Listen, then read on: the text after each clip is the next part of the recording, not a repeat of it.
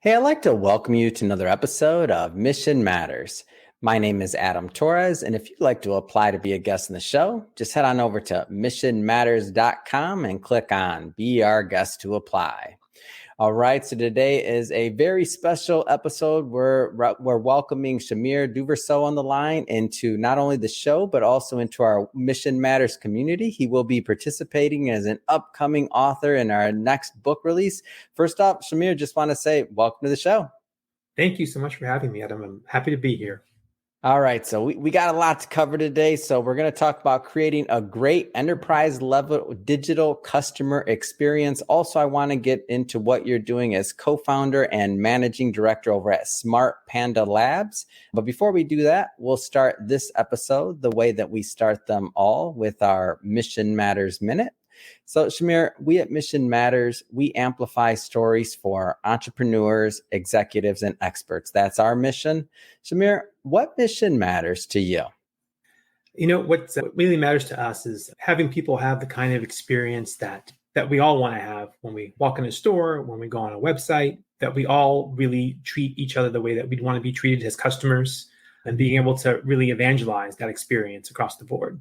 So having been kind of on both sides, the side I'm on now, the business, the side I used to be on the corporate side, and of course, all my adult life and even part of my childhood, having been a customer, I've certainly seen all different spectrums of that. And having experienced all those spectrums, all those angles, it ultimately just comes down to trying to deliver the best experience that you possibly can for people.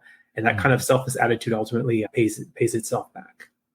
Fantastic. Love bringing mission-based individuals on the line to share, why they do what they do, how they're doing it, and really what we can all learn from that so that we can all grow together. So great having you on. And let's start a little bit to get this kicked off. Let's start a little bit further back in your career. So how did you get started as an entrepreneur? Like, where'd all that begin for you?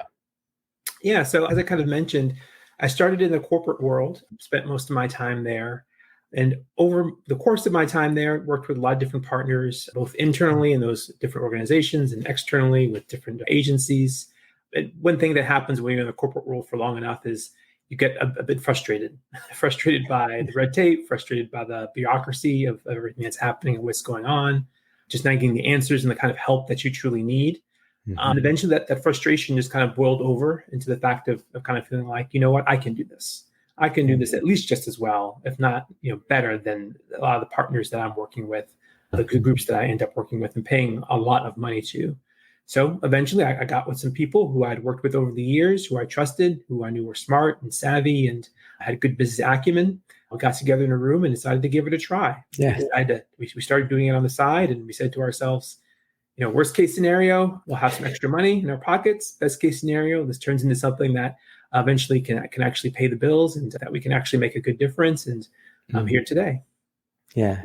What a great story. And I love when businesses start pretty organically, like you see a need in the market, you go after it and you're like, we're going to give it our best shot. And maybe this is something big. Maybe it ends up being a side thing, right? Which both have their own pros and cons, but I'm interested in that point in time. Like, when was that point when you were like, okay, this is getting serious. Like, I think we can really grow this thing. Like, how did you make that decision? Like, when was that for you? Yeah, so we started it in 2010, but it was probably in 2012 when it got serious. We got a large enough account, a project that we attained, and we did some good work on that project. It was fun. It involved some traveling, which was really nice. And eventually from that, if this goes through, I think we're big enough at this point to kind of make the leap. And sure enough, it did. So I was actually the first one to kind of make the leap. And then subsequently, over the course of ensuing months and years, others then kind of made the transition, made the leap over to joining us full time. And as you mentioned, organically, it kind of grew and became itself. But it was that one kind of key project that we had that really kind of helped us to be able to make that transition from part-time to full-time. Yeah.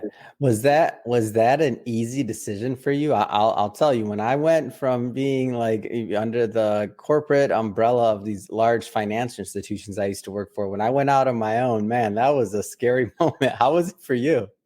Oh yeah, and it was by no means an easy decision. I like security. I like padding. I like Me too.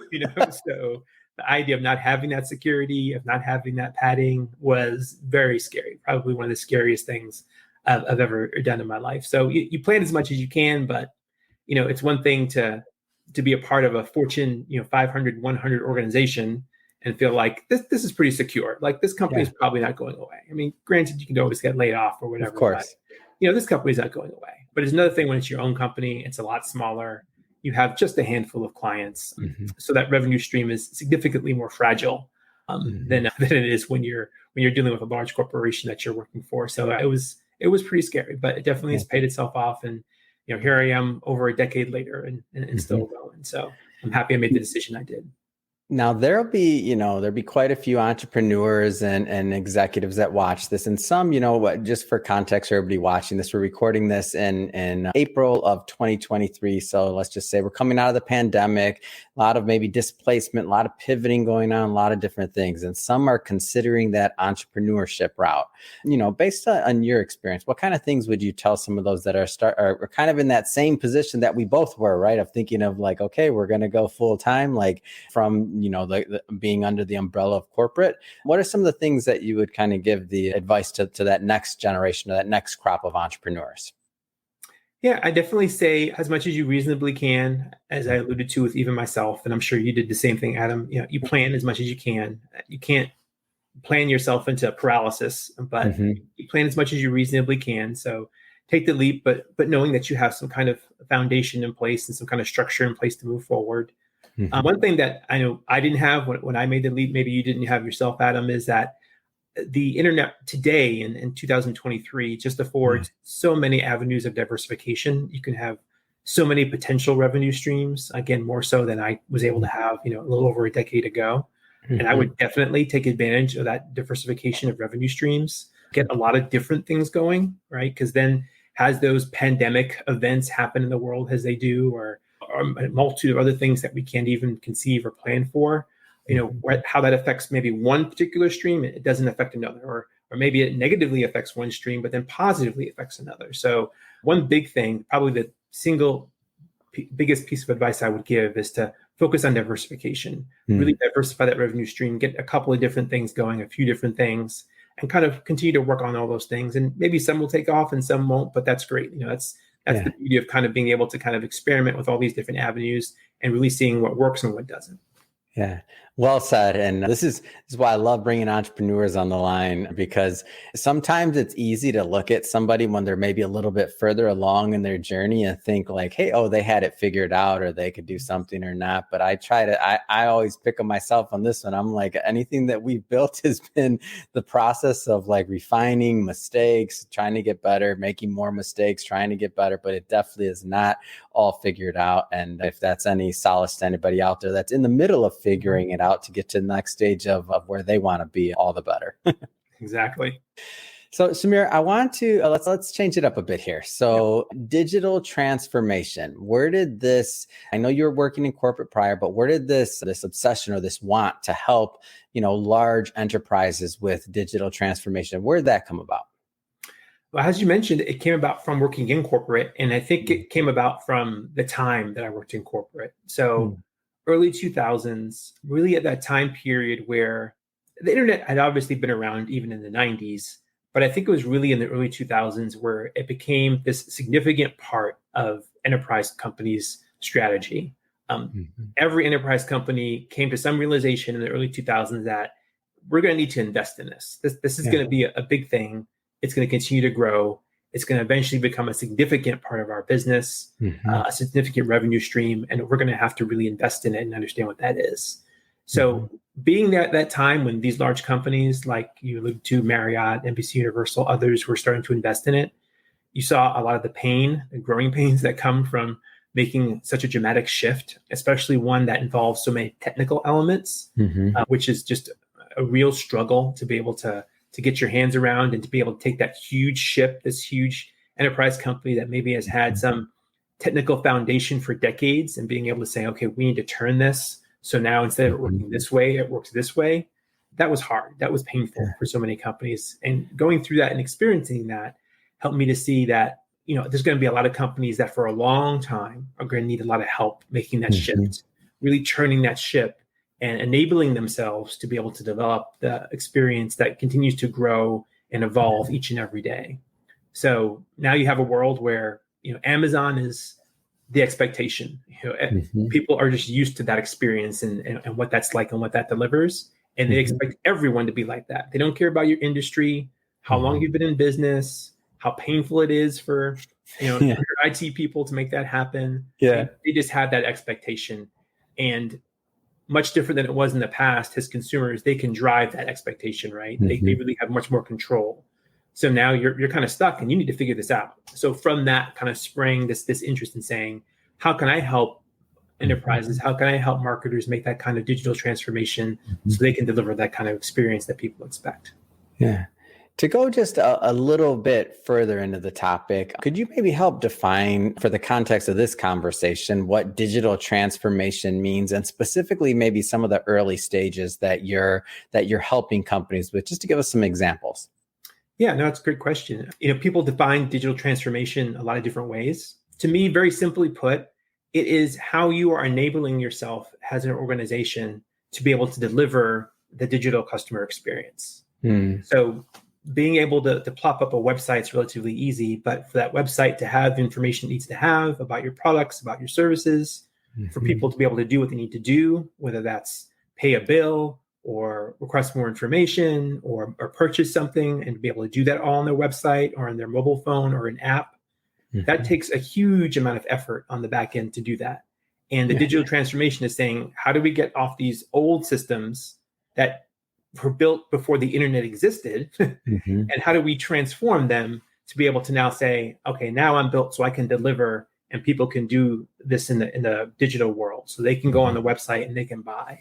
So they can go on their mobile app and they can fill out a request for customer service or whatever those different needs are. And in particular, as I mentioned, from a marketing standpoint, we help marketers really start at that foundation level of kind of saying, what are the critical digital tactics we want to deliver? What are those key things we want to be able to do on the website, with our email communications, with SMS, things like that?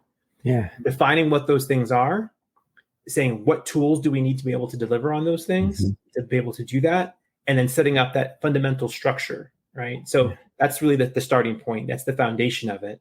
And then kind of taking that just to the next level to get to that's just the edge of maturity is in that framework of saying, okay, great, we've got these things running. How do we measure how those things are performing in a meaningful way and tie those metrics back to the big business goals that we have as an organization? And then how do we take that information and say, based on what we're seeing here, here's what we should try next, and then begin to experiment and improve, and then really start that cycle really moving, right? Because competitors are changing, the market's constantly changing, people are constantly changing. So you've got to create some kind of framework in place where you can change and adapt with it.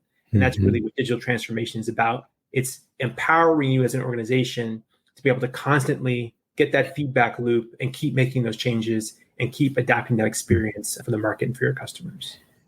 So help me understand this a bit, Samir, because, mission matters. We're not enterprise level yet. When I think about some of the things that you're mentioning with, email and helping with email or a website journey or user experience, when I think of mission matters, we're obviously using, off the shelf things, pretty straightforward. We might use Zapier to connect something or some API, or it's nothing too complex at the level that we're at, but you're working with large enterprises. Can you maybe help me wrap my head around what it takes to bring somebody, let's just say, up to date when it comes to something like email or a website journey? Sure. So I try to think about it this way, and you kind of have to take a step back, right? And kind of understand the big picture. And that's, people come to your website because they're trying to get enough information to make a decision. That's the fundamental thing that they're trying to do. And that's what you want them to do. You want to make a decision. You want them to purchase, fill out the form, whatever the case is. The challenge becomes, well, there's certain things that people expect in that website. For example, personalization. They expect communications. They expect you to kind of know who they are and have they been there before, what they're interested in, have they purchased before, what have they purchased, what do they need next, right? So there's all these kind of questions that we need to be able to answer to deliver on these expectations, to surface the right information so people can make these decisions. But the answer to all those questions sits in a whole bunch of systems back in some room or some basement somewhere. It sits somewhere up in the cloud or whatever, or multiple clouds, right? So all this information that you need to kind of put together in this nice, little clean package so that you can show it in a very organized way to your customers or to your prospects, it exists in all these places. So we kind of help people connect those dots, right? So we say, okay, what information do we want to show? How do we want to show it? Okay, now where do we need to get that information? Who do we need to work with to access that? So a great example is a lot of companies tend to have a point of sale system. So that's the system that kind of runs it. Like when someone goes into a store and they buy something, right? And you run their credit card and you charge it. That's your point of sale system. And that's what says that this product is sold for this price.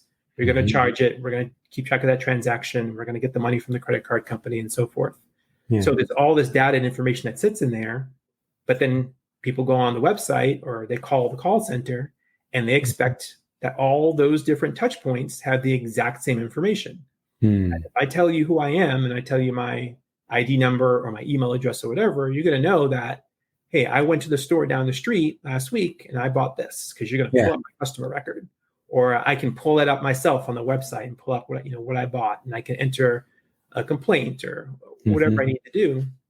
Well, that requires the website talking to that point of sale system or whatever system that the customer service rep is working on, the computer that they're clicking into, that system is talking to the point of sale system. So it's being able to make all those connections, right? So that it's seamless to the person. But of course, that takes a lot of work on the back end of the actual organization to make that happen. Hold on, Samir. So I just realized how much I take for granted in my customer experience as a consumer. So what you're saying is that all the stuff you just described, that doesn't just happen automatically? Oh, one only wish. What you just described is kind of like the barrier. I won't say the barrier for entry, but it's just it's a very expected user experience and customer journey experience for many companies, and just what you expect. So when it doesn't happen, it that experience can not only take away, but it just makes you kind of wonder. So you wonder how much money that companies that don't have a system like that or that type of integration and the different systems talking to each other, like how much they lose from whether it's the initial sale or repeat customers. And that's the key issue, right? And that's sometimes what we miss as marketers is that we expect the advertising to do so much work, and we forget what happens after someone clicks on the ad and all that additional information that needs to happen. Yeah. Even if you took it outside the world of digital, it's great to be able to run all these ads on a commercial or on the radio or even online to get someone into your store. But if the person can't find what they're looking for, or if they're frustrated by the purchase experience, they're going to leave. And again, we all do it. You're on your way home from somewhere. You decide, what, I'm going to stop by the supermarket. There's one thing I need to grab. I'm going to go in and grab it. So you run in there, and if you can't find it fast enough, you're just like, you know what? I'll get it somewhere. I'll get it somewhere else. I'll get it some other time. And you leave because you got things to do. Or maybe you run in and you do find it. I know exactly where it is. It's on aisle 2. I know exactly where it is. So you go in, you grab it in aisle 2. Then you get to check out, and there's 5 lines and they're all 20 people long. And you're like, I'm not waiting for all this. For sure. Right? You put it down the nearest shelf and you run out and you say, I'll handle this later. So you've got all these points of frustration and friction that we run into in our buying experience, and that directly translates into what happens online. You put points of frustration and friction in front of people are gonna bail. They're busy, they don't have the time, they don't have the patience, they're just gonna bail. Talk to me a little bit, and I know this is I know this will vary from client to client, company to company, of course, but talk to me a little bit more about the process of website experimentation and how you, and the process that Smart Panda Labs goes through to kind of, push the needle for your clients and to, make them incrementally better. Yeah, so a lot of it has to do with just getting clients set up to do it, creating a process around which they can do that kind of experimentation, helping them understand not only the importance of the process, but the scope and scale of things that can be experimented upon to be able to feed that process. So one of the first things we do is we kind of help create a roadmap for them so they can kind of track and say, okay, let's look at all the possible things we can experiment on. Let's define what those things are exactly. What's the definition of success for those things that we want to experiment on? And then we begin to prioritize them and begin to track them and move them through 4 phases of experimentation, from defining what it is that we're doing, to actually building that experiment, to running it, and then to analyzing the results and kind of determining what those next steps are. So that's the kind of the process that we help run them through. And then from a thought process of really trying to develop that culture of experimentation, helping them to see that it's not just about saying, okay, what color is best for what button, or what word is best here. And those things can be valuable, but it's about saying you need to invest a lot of time and energy and money to make these changes in your digital experience. So to make a change on a website, perhaps the navigation, that can be a lot of effort, right? And there can be a number of people involved. It can take time, it can take money. Isn't it better to test that and say, is this worth our time and energy and effort, than it is just to go ahead and do it and move forward, right? If you test it and you find out, hey, look, the data says people don't care whether we change this or not, or even the data says that when we change this, people actually don't like it, that this turns people off. Well, how much time and energy and money did you just save yourself from just going ahead and kind of blindly making that change? Really thinking everything that we're going to change and we're going to do, if we have the ability to validate it first with data, let's validate it first with data. And let's use that as the basis for the decision, because that's going to yield a much, much better end result. And now we're going to get the most out of our time, energy, and money. And that's real return on investment, right? Yeah. No, it sounds great. And I know that there's some people that will watch this and they're maybe in those early stages as an enterprise of digital transformation. Are there any and you can feed off this question whichever direction you want to take it, Shamir. So is there any do's, like some things that they should be definitely thinking about? Or is there any don'ts, like things that you have kind of seen where you're like, I kind of wish they wouldn't have started there, and I wish they would have done something slightly different, like from your experience? Yeah, I'll give you one of each. So let's start with the positive, right? The do's, right? So we were talking about experimentation. Even if you don't have a definitive process yet in place for experimentation, do still try it. Doing something in some cases is better than doing nothing. And that is definitely the case with experimentation. At least starting it, giving it a try, and starting that thinking process that allows data to drive the decision versus just someone's opinion or what someone thinks will work best. Just getting that mind process really going and really flowing is going to make a huge difference. So do start with experimentation, even if you start small, even if it's, starting with just the color of the button or whatever the case is. Just getting that mind process going is going to make a big difference in terms of helping people to understand, hey, decisions can be made more objectively than perhaps we've made them before or they've been made in the past. When it comes to the don't, on the flip side of that, kind of, as marketers, we think a lot about advertising, and we tend to think advertising solves every problem.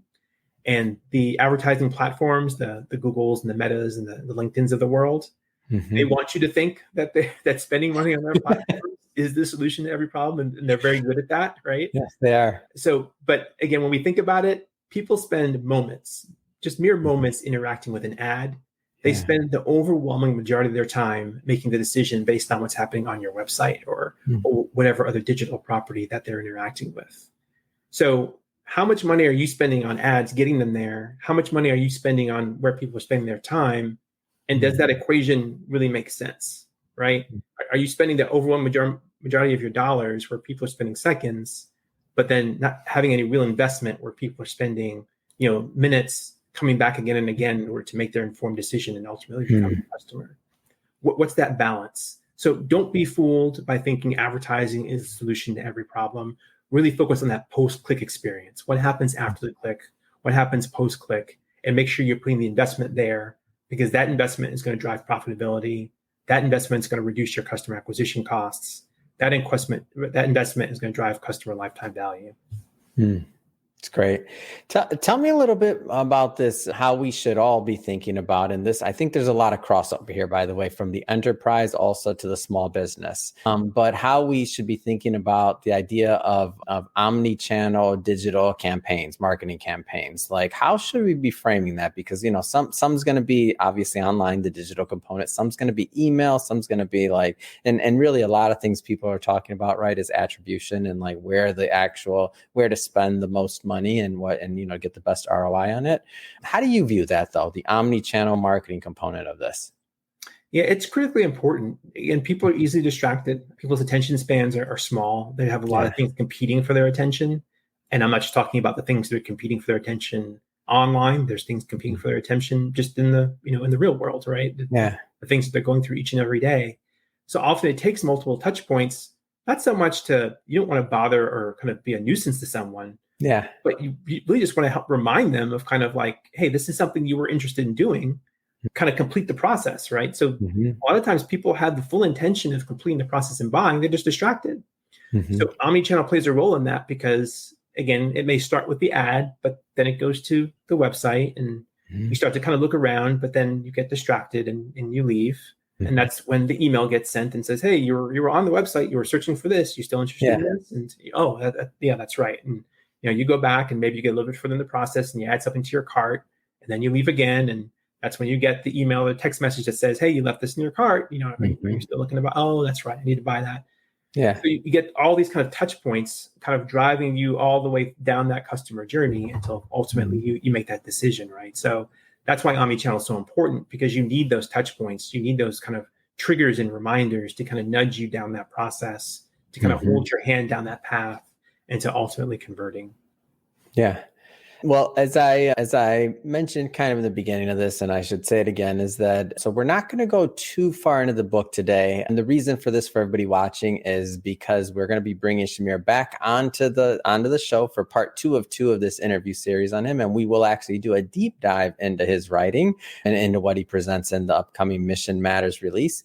But Shamir, just kind of keeping it high level today. And I know we're still in editing and we're still refining content, so I'm not holding you on the hook for this, but high level. What are some of the things you hope to propose in the upcoming release?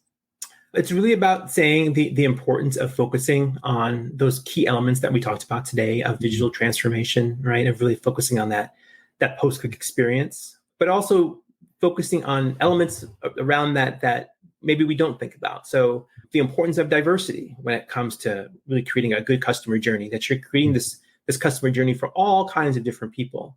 And our teams need to be representative of the kind of people that we're trying to talk to. So if our teams don't reflect that same diversity, then it's going to be hard to communicate to the diversity of the market that we're speaking to. So there's not just kind of the very logical kind of 1, 2, 3 step things in there, but there's also those more subtle, more social aspects that I think we start to address as well that are really important to also take into consideration if you really want people to be startled and amazed, impacted by the experience that you're trying to deliver to them.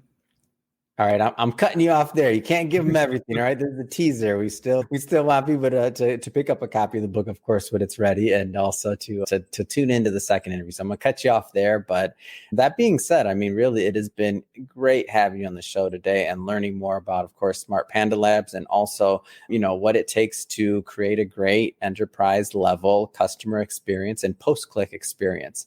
That being said, I mean, what's next? I mean, what's next for you? What's next for Smart Panda Labs?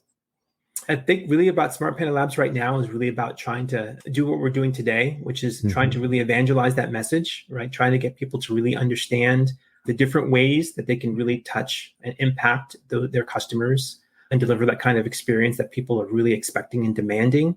Yeah. We get so blinded sometimes by kind of the goals and the needs of our organization that we become very organization centric, right? A bit selfish about those things, instead of kind of recognizing that having a more selfless point of view, that meeting the needs of the customer will eventually meet the needs of the organization. So we're really about starting to evangelize that and really try to get that message out there and hope that people kind of listen and begin to be able to spread that message themselves.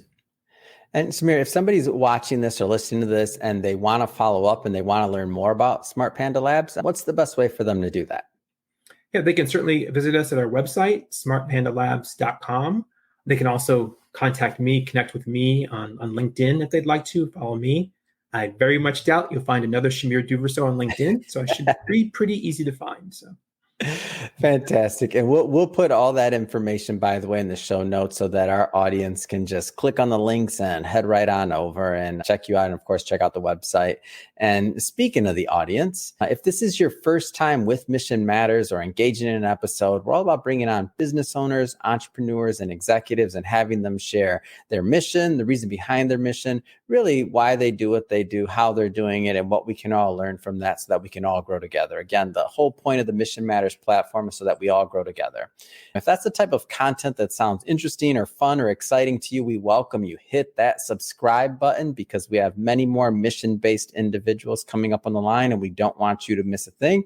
And Samir, again, it has been an absolute pleasure having you on the show. Can't wait till the next time we get to do this again. I'm looking forward to it. And thank you again so much for the opportunity.